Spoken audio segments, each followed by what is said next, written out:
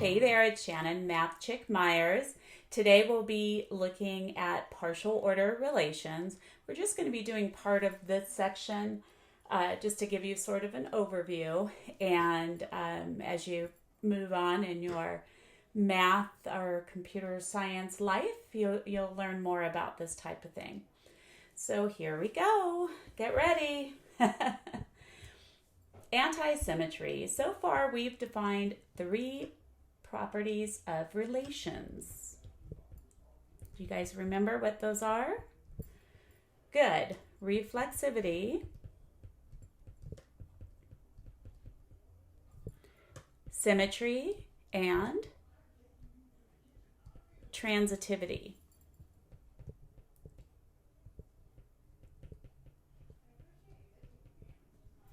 Now, antisymmetry is the 4th property of relations that we'll check out. And this is going to be part of the definition for a partial order relation. So, definition, let R be a relation on set A. R is antisymmetric.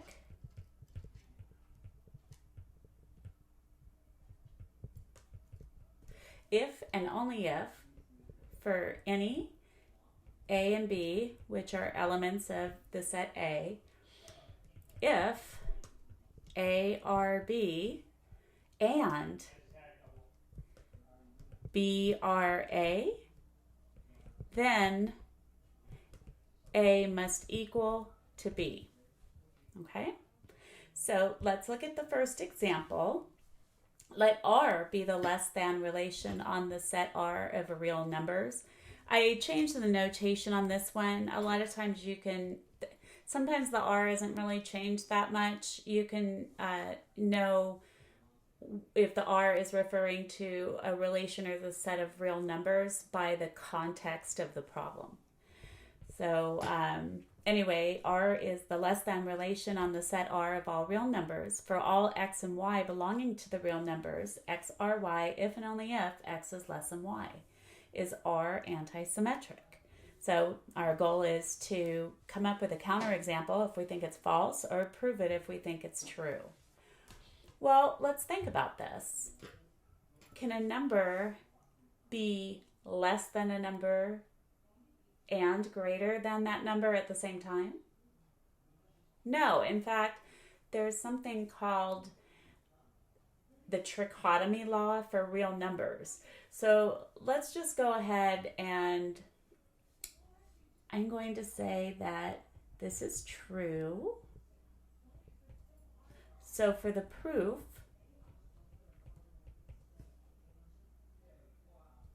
let's just do this one. I'll do this one by contradiction. So suppose this relation R is not antisymmetric.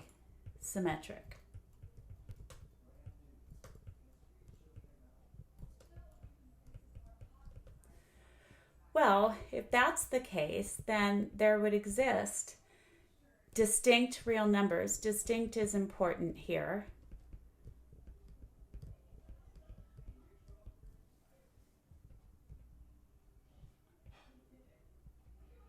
Because, of course, if A were to equal to B, then you would have symmetry by that reflexive property. So here, there exists distinct real numbers. Real numbers, let's call them x and y, such that x is less than y and y is less than x, right? Well, just in case you're not familiar with the trichotomy law or trichotomy law, I'm not sure about the pronunciation. For real numbers,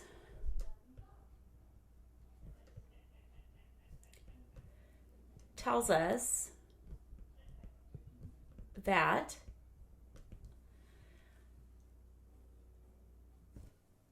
exactly 1 of three relations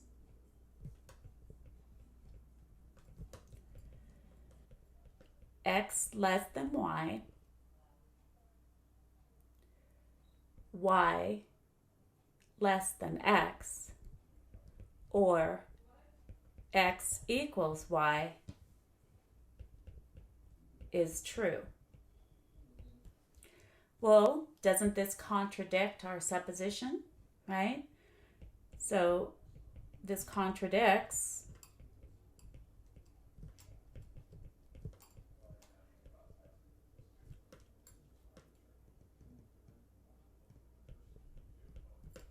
our assumption. Therefore, R is antisymmetric.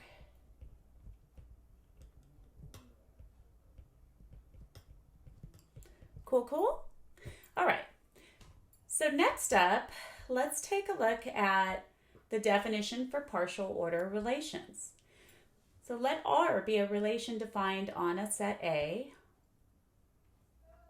R is a partial order relation if and only if R is reflexive, antisymmetric,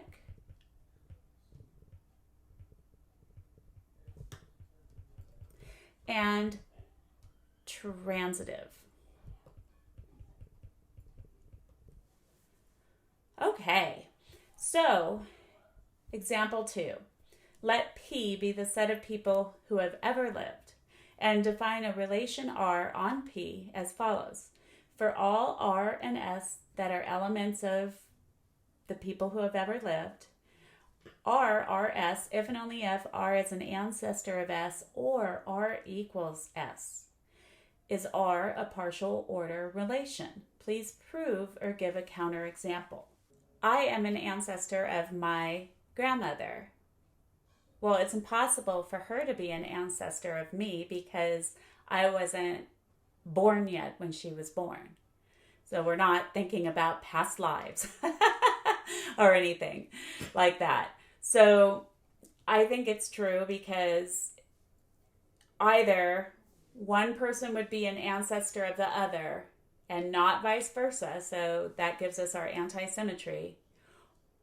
Or what was the other thing? Or R equals S. So I equal myself. All right. So let's take a look. I think it's true, but I need to prove it. So in order to prove this, we are going to have to prove that this relation is reflexive, antisymmetric, and transitive. So to set this proof up, I'm going to let R, S, and T be elements of the set P, and then there'll be other suppositions depending on which one we're on. For reflexivity,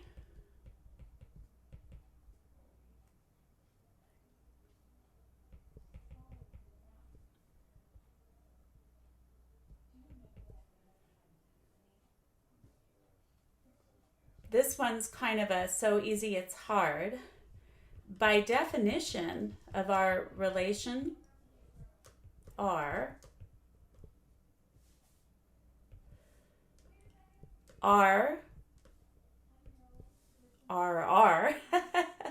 since Y, which condition is true? Good, since R equals R. So we've shown reflexivity. Now, antisymmetry. This one has a little bit more of an evil plan, okay? We will suppose that RS and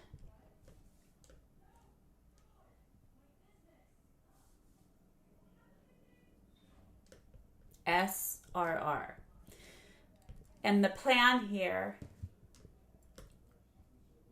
is that we need to show that R equals S. Okay? So, let's do it. By definition of R,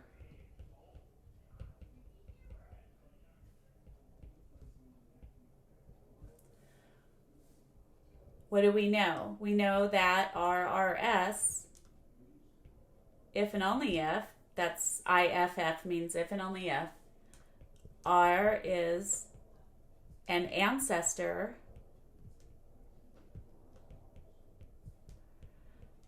of S, or R equals S, and SRR, if and only if S is an ancestor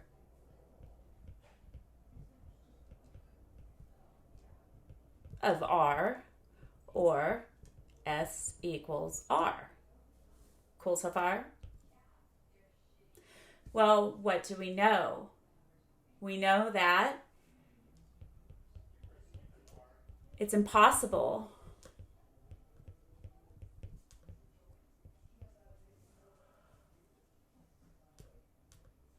for R to be an ancestor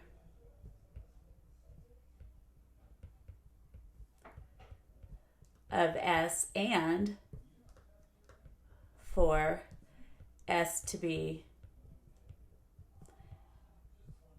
an ancestor of R.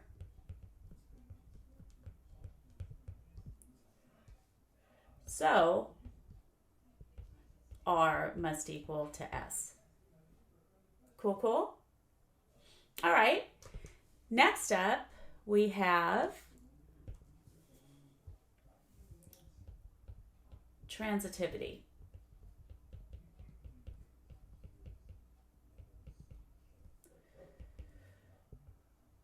So, the supposition here is that we need to suppose that RRS and SRT. Cool so far? So there's a lot of different situations for this. So we're going to do division into cases. All right? So we need to divide into cases. And for each case, what do we need to show? We need to show that RRT. Cool, cool? All right. So, for case 1,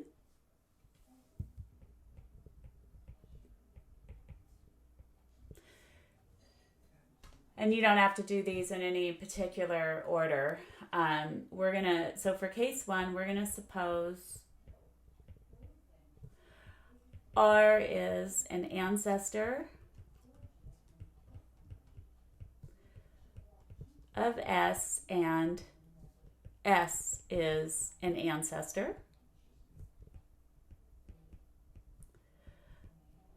of T. Good so far? Well, if you are an ancestor of your mom and your mom is an ancestor of your grandmother, aren't you also an ancestor of your grandmother? Right? So, we have shown that the way, and remember that we have supposed that RRS and SRT, okay, those are assumed to be true. So here,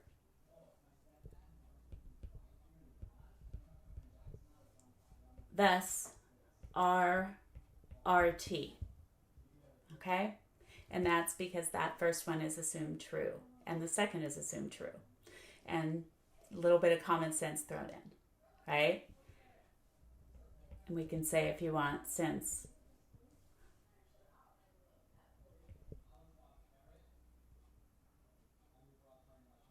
R would also be an ancestor of T. So that's one case. Another case would be what? Well, what if R equaled S? Because that would hold, R S to be true. So if we suppose that R was equal to S, right? And let's also suppose that S is an ancestor of T.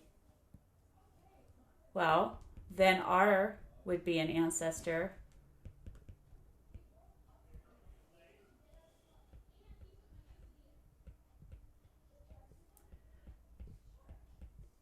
because R equals S, right? So we would have RT. Okay, case 3. Well, now why don't we suppose that S equals T, right? And we're also supposing what? And R is an ancestor of S. Okay. Well, then R is an ancestor of T, because we already know that RRS and S is equal to, and that SRT and S equals T. Okay? So we would have RRT. And then the last case, sorry, I need to add a page in here. The last case would be case 4. And that would be if you have equality all the way around. So if we suppose that R equals S and S equals T, this is the last way to make this assumption true. Well, then R would equal to T, so RRT. Cool, cool? All right, so coming back to, wrap it up, we can say that since R is reflexive, antisymmetric,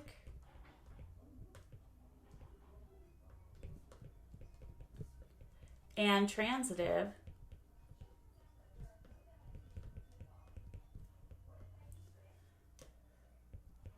R is a partial order relation.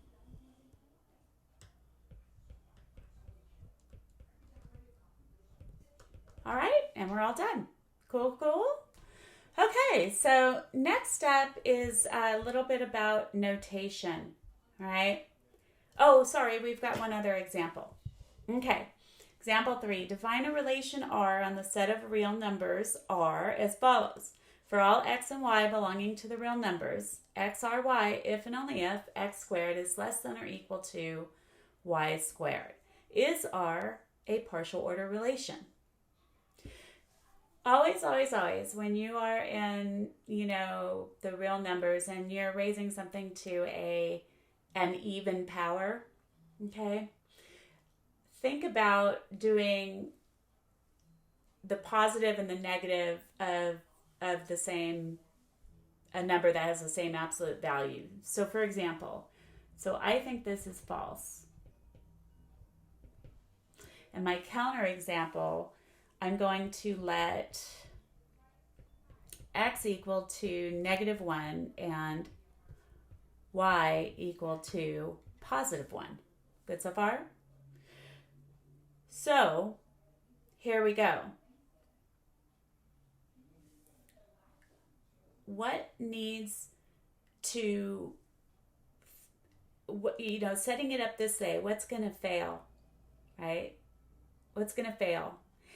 Good. Antisymmetry will fail, okay? Because when I square these, right? So if I do -1 R1, and that's true, right? Since -1 squared equals 1, which is indeed less than or equal to 1 squared. Cool so far? So it works. And also if I do 1 or -1, that works, since 1 squared equals 1, which is less than or equal to -1 squared, which equals 1. So both of these are true statements.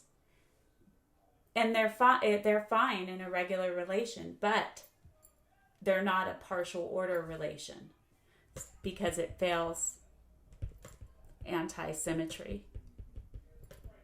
Cool, cool? All right. So now, a little bit about notation. We use, partial order relation skills on strings of letters, right? And so there's this symbol here. It's kind of got more of a flair to the less than part. So this symbol is often used to refer to a general partial order relation, and the notation, this here, is read x is less than or equal to y, or y is greater than or equal to x. All right, and it's just a special notation because you are dealing sometimes with letters. Okay, so here, lexicographic order, to figure out which word comes first in the English dictionary, what do? You compare their letters one by one from left to right. I don't know how much, in this day and age, people use dictionaries when they're in their primary levels, but we used to have to go and alphabetize things, and we didn't have all the computer programs. So if all the words are the same to a certain point, you're going letter by letter, right? And one word runs out of letters, that word will come first in the dictionary. So, for example, if you think about ballistic versus ball, right? Both of them are words, and if we go letter by letter, right, the B's match up, the A's match up, the L matches up, this L matches up, but then this one here runs out of letters, right? So what's going to happen is the word ball will come first. Okay? So, more generally, if A is any set with a partial order relation, then a dictionary or lexicographic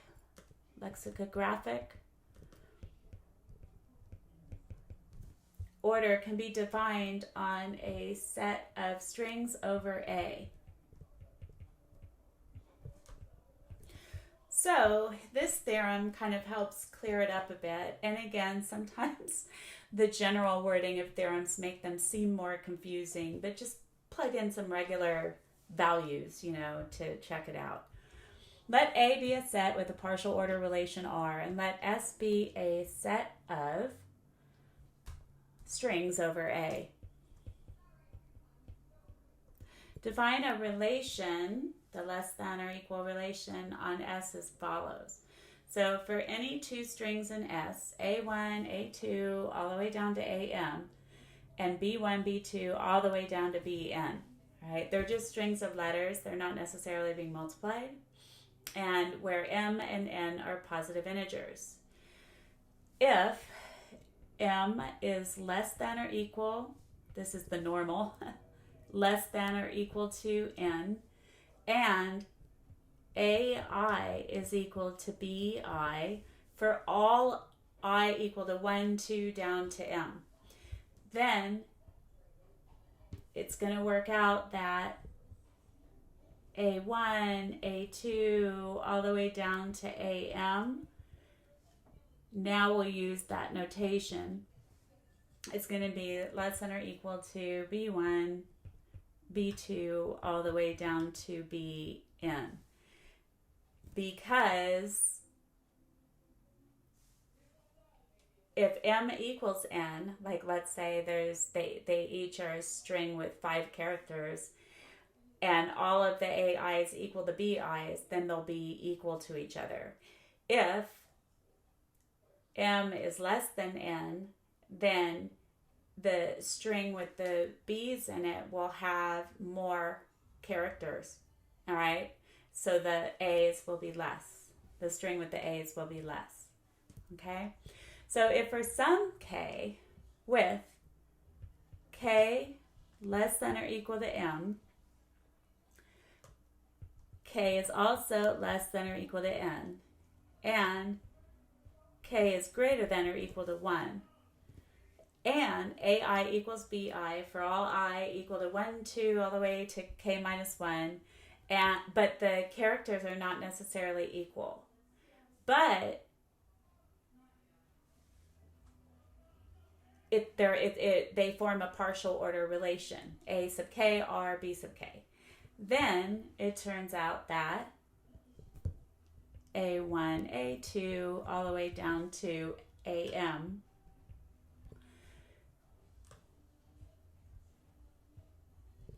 less than or equal to B1, B2, all the way down to BN. Okay, so far? All right. Thirdly, if epsilon is the null string and S is any string in S, then epsilon is going to be less than or equal to S. Now, if no strings are related other than by these 3 conditions,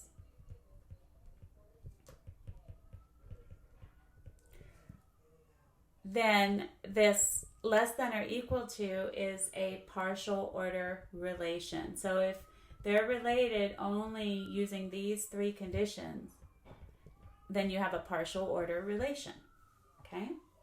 So example 4, let A equal to the set AB, and suppose A has the partial order relation R, where R equals AA, comma, the set of AA, comma, AB, comma, BB, all right? So let S be the set of all strings in A's and B's, and let the less than or equal be the corresponding lexicographic order on S. So indicate which of the following statements are true, and for each of these, cite as a reason parts 1, 2, or 3 of this theorem definition of lexicographic order, all right? So here we go. AAB is that like the less than or equal to AABA. Do you think that's true? I think so, right? And why is it true? Which one does it fit? What do you think? Do they have all the same characters? No, right? They have a lot of them the same, but they don't have all the same. So do you see that it'll be by 2, property 2? Okay, so then now the second one, if you go letter by letter, do you think this is true? So the B's are the same, the second B is the same, the third A is the same, but look, you've got this additional letter, so this one is going to be false, right? Because it should have been the other way.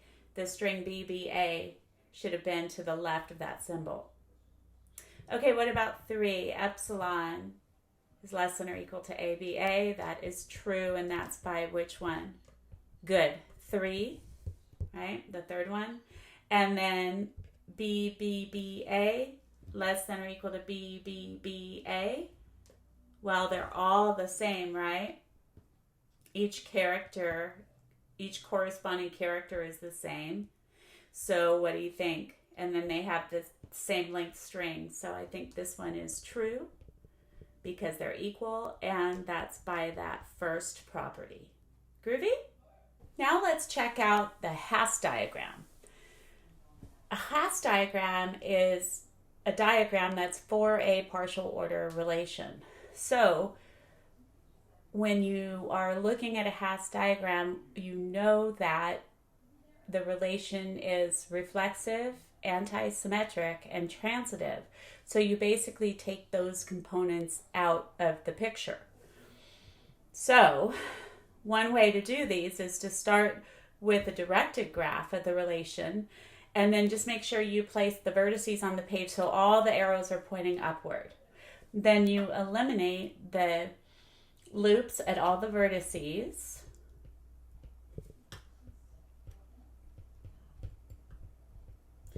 All arrows whose existence is implied by the transitive property. And the direction indicators on the arrows.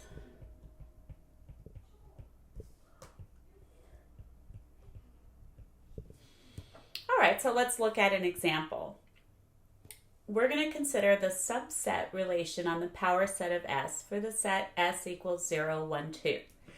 What we want to do is draw the Hasse diagram for the relation. So here we go.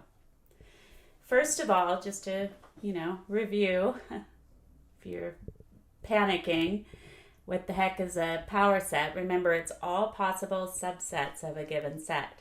So the power set of S is going to equal to the set. Remember, the empty set is always included. And then the set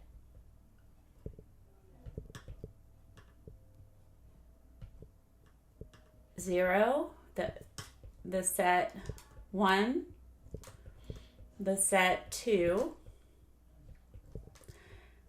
and then going by twos, the set containing 0, 1, the set containing 0, 2, and the set containing 1, 2.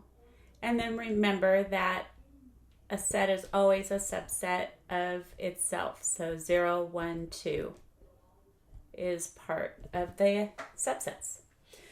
So now let's kind of define this a little bit. So the subset relation basically is saying, for any or for all sets A and B, I'm just calling them A and B,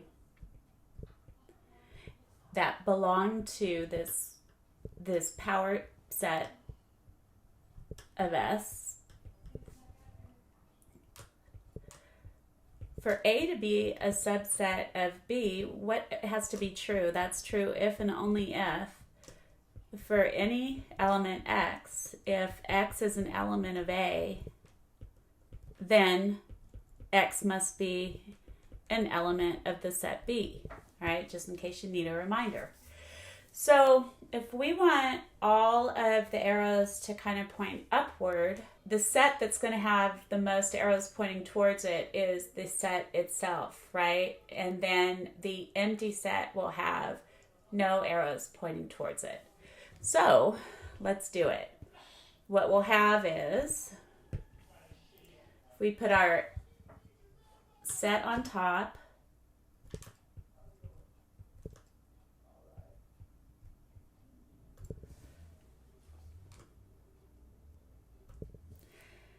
And then if we we'll just start adding to them. So we'll do the sets that are 2 at a time.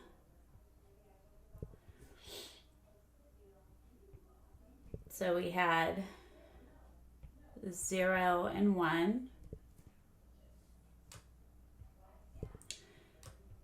We'll have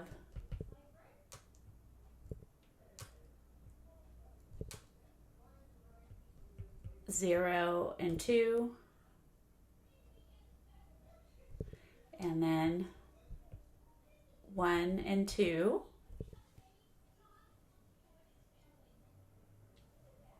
And then continuing, I'll do the elements alone. So 0,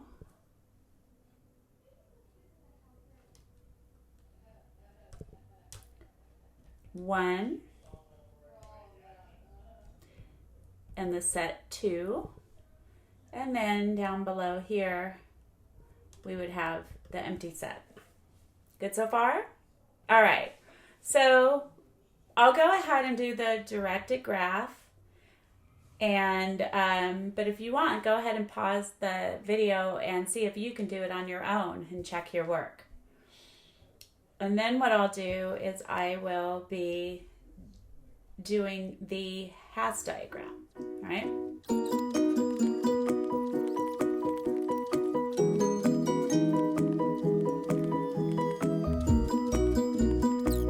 And now the empty set will be a subset of every set.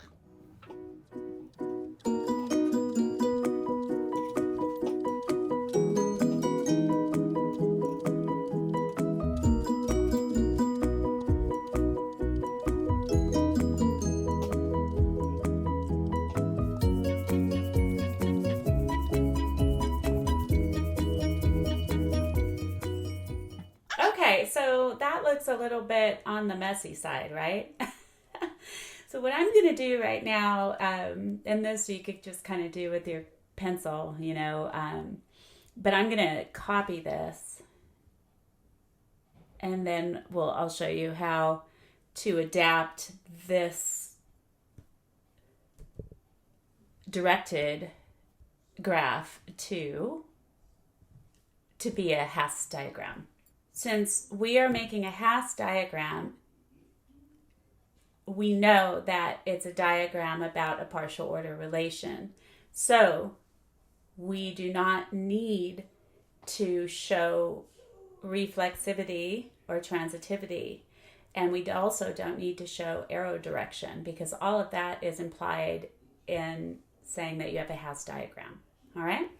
So we'll go ahead and we'll take away the loops at all the vertices.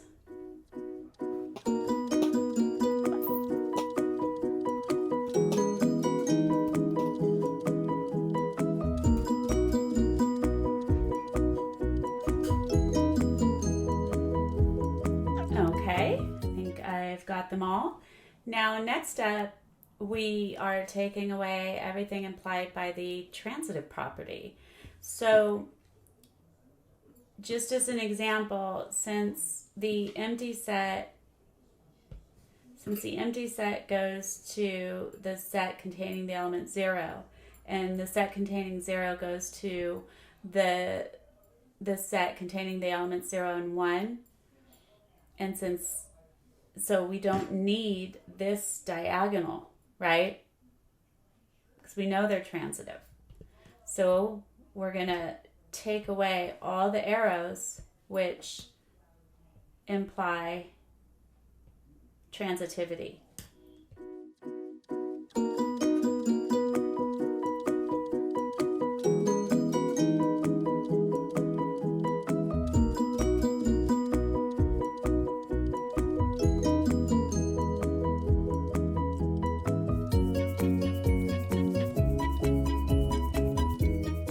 Now the last thing is we take away all of the arrows.